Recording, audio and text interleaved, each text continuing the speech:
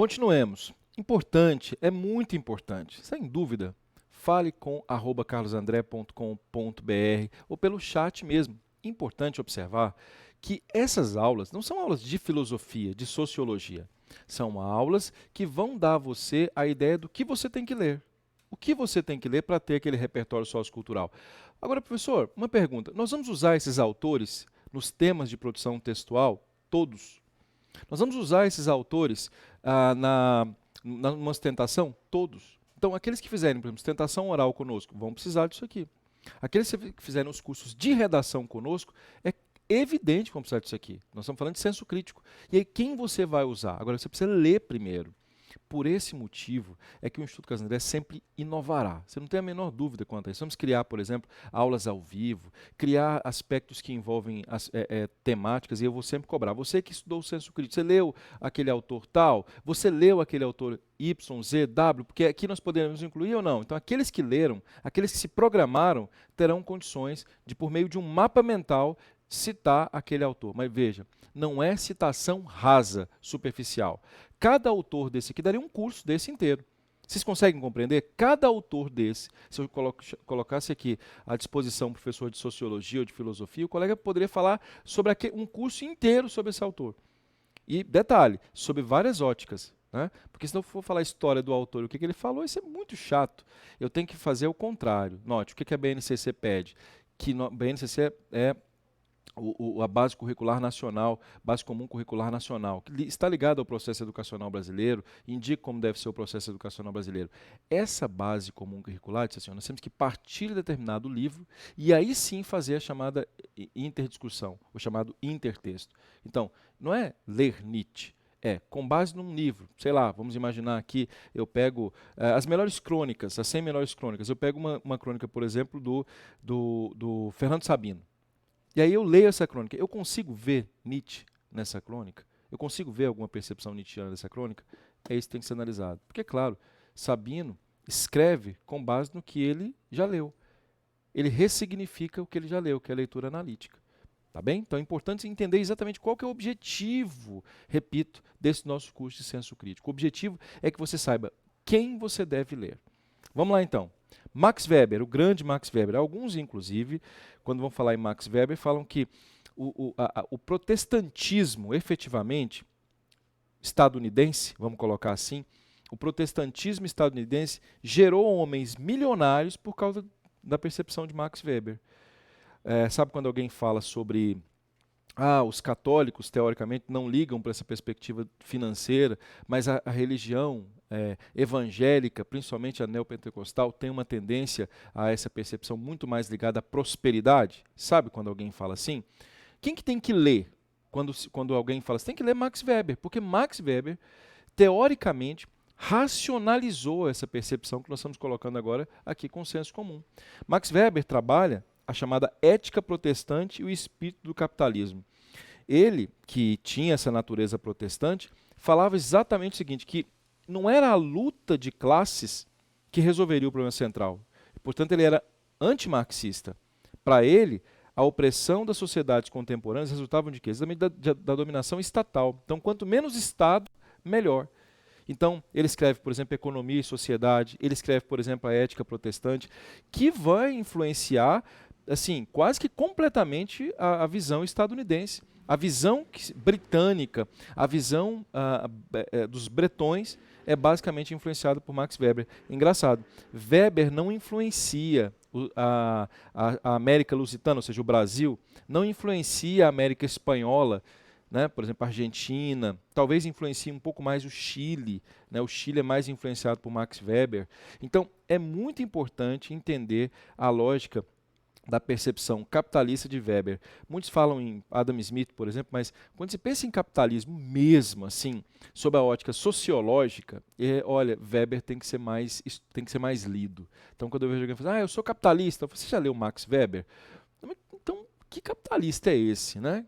Que não consegue entender essa ética weberiana. Então, veja, que ele faz uma relação da cultura, ou seja, protestante, cultura, isso é antropológico, com capitalismo. O capitalismo é um sistema, se é um sistema de relação entre pessoas, é sociológico. Ou seja, antropologia e sociologia juntos aqui com Max Weber. Gente, olha que coisa interessante, né? Tem que ler, não tem? Aí você vai se despertando. Você fala assim, nossa, esse autor eu vou ler primeiro, porque eu gostei. Ah, esse autor eu vou ler depois, que eu gostei. Então, eu sou assim, fico verificando de quem que eu gostei mais, e vou lendo, e vou lendo, e vou lendo. Ah, eu quero viver muito ainda. Consequentemente, eu preciso ler mais gente, né? Então ele vai falar sobre a ação social, metodologia compreensível, vai falar sobre racionalização, vai falar sobre tipos de dominação. E agora, nossa, vem um autor muito, mas muito, mas muito, mas muito, mas muito, mas pense em muito. Esse autor é um dos mais complexos que eu já li. Está até aqui a obra, né? A biblioteca é muito vasta. Eu gosto demais. Esse livro é um dos melhores livros que eu já li, chama-se O Ser e o Tempo, de Heidegger. Heidegger foi um dos grandes autores que eu já li.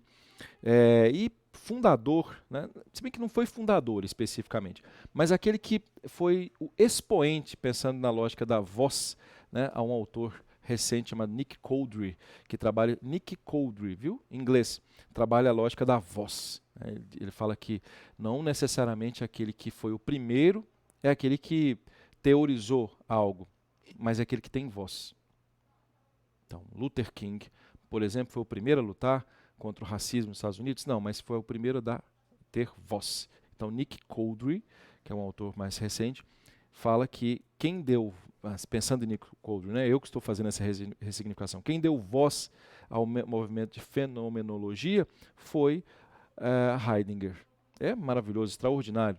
O Ser e o Tempo talvez seja um dos melhores livros dele. Esse livro é colocado assim, ó, uma página é sempre em português e a outra página é sempre em alemão.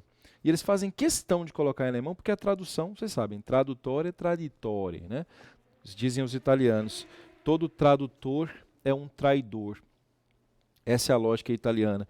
Então Heidegger trabalhava um movimento chamado fenomenologia e a perspectiva do existencialismo, né? Professor, o que é essa tal de fenomenologia? Você pode explicar a nós assim rapidamente o que é fenomenologia?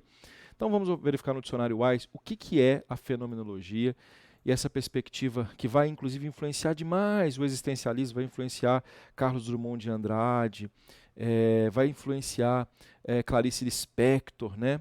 Então veja, o que seria a fenomenologia nessa perspectiva que nós estamos estudando aqui?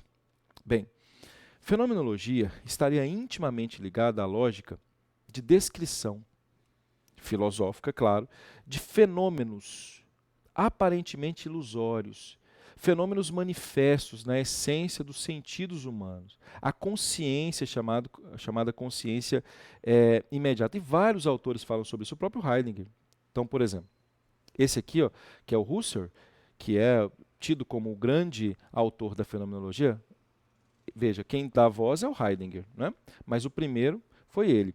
Então, método filosófico que se propõe a uma descrição da experiência vivida pela consciência, olha só que interessante, cujas manifestações são expurgadas de suas características reais ou empíricas e consideradas no plano da generalidade essencial, da reconhecida uma das correntes filosóficas do século XX, que influenciou, por exemplo, Heidegger, Merleau-Ponty, também Sartre, né?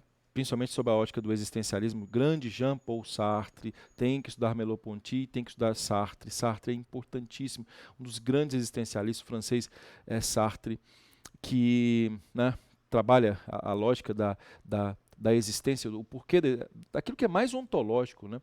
Até uma lógica, né, de que um soldado positivista, né, um diálogo entre Sartre e Comte, né? Pelotão, sentido? Aí Sartre lá, né, dizendo assim, sentido de quê, senhor?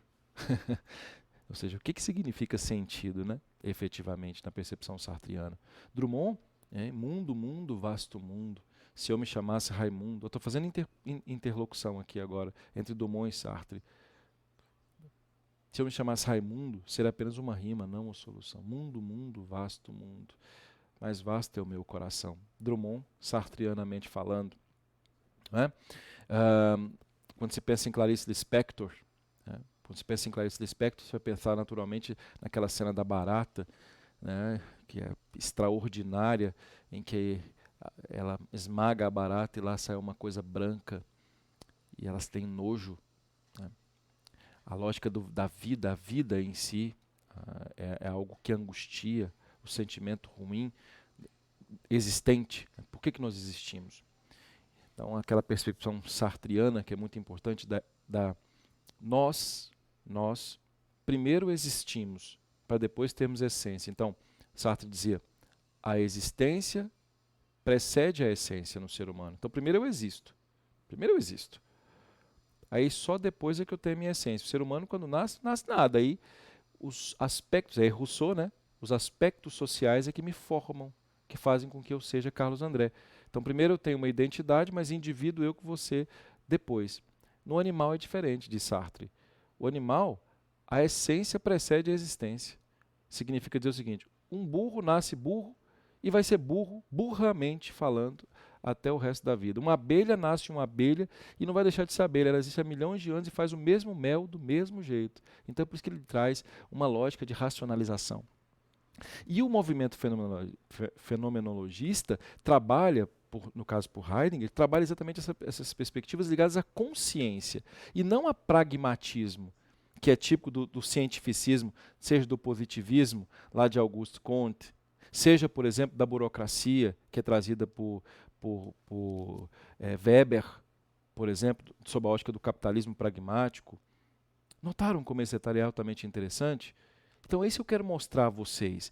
Eles trabalham a lógica da consciência. Aí, gente, nasce a linguística. É nesse momento que nasce a lógica da psicologia, da psicanálise. Aí você vai ver Jacques Lacan, não é? Você vai ver Jung. Né? Essa lógica fenomenológica, que é fundamental. Fundamental. As teorias do discurso, a análise do discurso, todas surgem dessa perspectiva fenomenológica, do fenômeno em si. O que interessa é o fenômeno. Veja, o fenômeno, não é o fato real. Esse copo que está aqui pode não ser um copo, entende isso ou não? O fato de ele ser copo ou não interessa, mas é a forma como eu observo que interessa. Você acha que o marketing foi influenciado pela fenomenologia ou não? Você acha que um fenomenológico influencia o marketing? Influencia alguém que faz psicanálise? Então não lê Heidegger, por exemplo, não lê, por exemplo, Merleau-Ponty, não lê, por exemplo, Jean-Paul Sartre. É um problema seríssimo. Não lê Drummond é um problema seríssimo. Não lê Clarice Lispector é um problema seríssimo, com 2 i's e com acento gráfico no segundo i. Então é muito importante. Esse momento do século XX, assim, início do século XX, é muito importante, mas muito importante, mas muito importante. E aí vem o próprio Sartre, né? O existencialismo é um humanismo, né? Então, um grande Sartre dizia que a lógica existencial que torna o ser humano um ser humano. E não dá para distinguir essa relação entre Sartre e Heidegger. Não dá, é absolutamente impossível. Bem, vamos então, depois de Jean-Paul Sartre, continuar. Avante, avante, avante.